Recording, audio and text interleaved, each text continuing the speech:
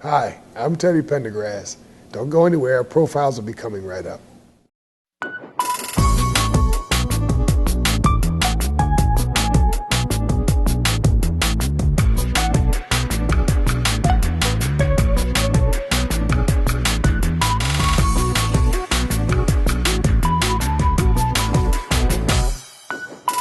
Welcome to Profiles. I'm Genevieve Jolie. This week's guest is R&B superstar Teddy Pendergrass. In the late 70s, Teddy was one of the first African-American males to record 5 consecutive multi-platinum albums. During this period, Teddy's shows were equally as successful as his recording career, selling out arenas all around the globe.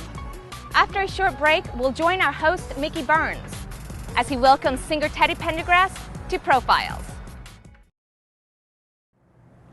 Welcome back to Profiles. In the early 80s, Teddy's career was in full throttle. However, on March 18, 1982, his life would change forever when a horrible car accident left him paralyzed from the chest down and wheelchair-bound. He would spend 6 months in the hospital before returning home. Tonight, Teddy will talk with us about his path to stardom, the accident that almost took his life, and his current monumental comeback. So let's join our host, Mickey Burns, as he visits with R&B sensation Teddy Pendergrass from his home in Philadelphia. I'm looking back over my years, I guess I shed some tears. I told myself time and time again, this time I'm gonna win. But another fight, things ain't right, I'm losing again. Takes a fool to lose twice, start all over again.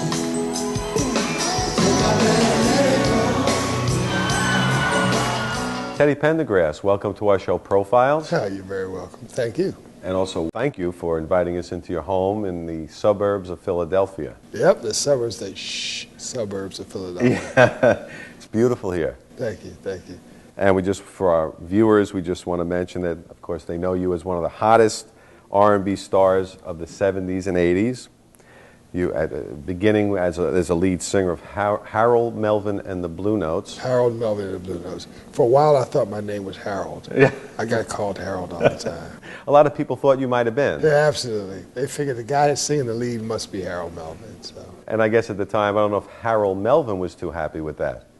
Actually, he didn't really care because it still was his name, it still was his group, so no matter who was doing the work, he still got the praise. So He sure did, and a lot of hits. yeah, a lot of hit records. A lot of hits. Records, yeah. You then went on, you left Harold. I'll get into that in a minute as to why you left and when you left. And what was interesting about it was that your recordings were just as successful as your live performances. I always took pride in performing. I always felt, and I still feel, that the performance end is really where you make the music and the record in.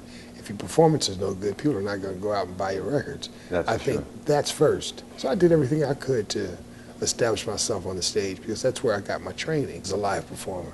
Now, I read somewhere that you grew up in Philadelphia, and your mom used to work at a supper club here in Philly, and that as a child you used to basically go to work with her, and you were able to see performers such as Connie Francis, Bobby Darin, and Bobby Rydell, Chubby Checker. So this kind of established your roots as to how they do it. I got a chance to see it. Didn't know that that's what I was going to do, but I got a chance to see it, and I kind of think is where I was bitten. And the defining moment for you, as far as knowing that you wanted this as a career, came the night you saw Jackie Wilson. Absolutely, absolutely. That happened to a lot of people, by the way. Yeah, I'm sure it did. He was smitten by Jackie Wilson in many, many ways. He was truly a ladies' man, and I saw him at a theater here on North Broad Street called the Uptown Theater. Right. And as a young black child in the inner city, I used to go to the Uptown Theater all the time. I used to cut school and go. Don't tell my mother I did that. She still doesn't know, but I'm sure she's figured it out by now. I'd cut school and I'd go to the Uptown Theater and I'd watch like a day of shows, an evening of shows, 5 or 6 artists for $1. And it was the greatest thing that I have ever done in my life. So I got a chance to see Jackie Wilson, and I thought, man, this has got to be the way to go. I mean, I saw more women fall at his feet, and just, I mean, it was just an amazing thing. Total control of the audience. Total control. And most of all, what I learned to appreciate later was his professionalism and the fact that he absolutely understood nothing was a fluke, nothing was by accident. This man went on a stage with a band and everything just came natural, and he did whatever he wanted to do. It was total control. And of course, talent had a lot to do with it. Talent had everything to do with it. Everything to do with it. During that period of time, you became the first African American to have 5 platinum albums in a row. Is that something that you take pride in? Absolutely. I didn't think about it at the time. I was busy working. But as it turned out, I didn't realize that that was a first. I had no idea until after it was over. Actually, I didn't find out until probably pretty close to the time of my injury. I didn't really pay attention to it. It just happened for you. It just happened.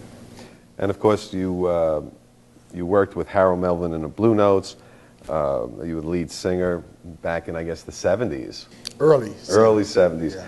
And some of the hits for our viewers, just to refresh their memories. I know they still play them today. The Love I Lost, Yesterday I Had the Blues, Wake Up Everybody, and the Grammy-nominated song If You Don't Know Me by Now.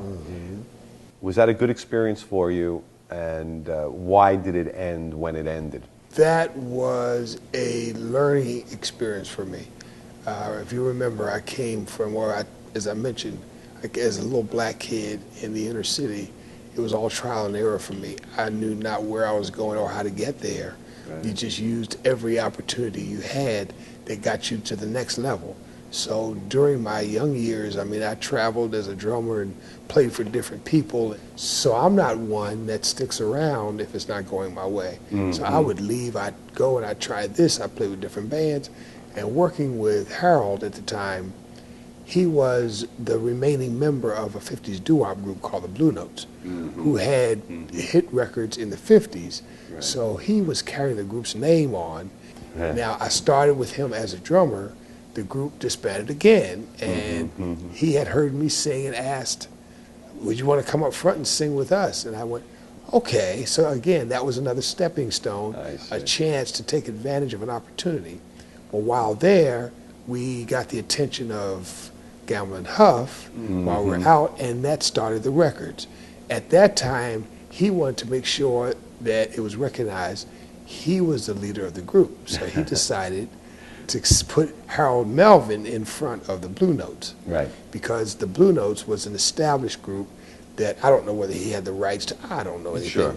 I didn't know it at the time. So by being with Harold, I got a chance to learn, understand, and begin what ultimately turned out to be a wonderful career. So from the standpoint of a learning experience, it was the most wonderful learning experience I could have had. From other aspects, I mean, it had its ups and downs.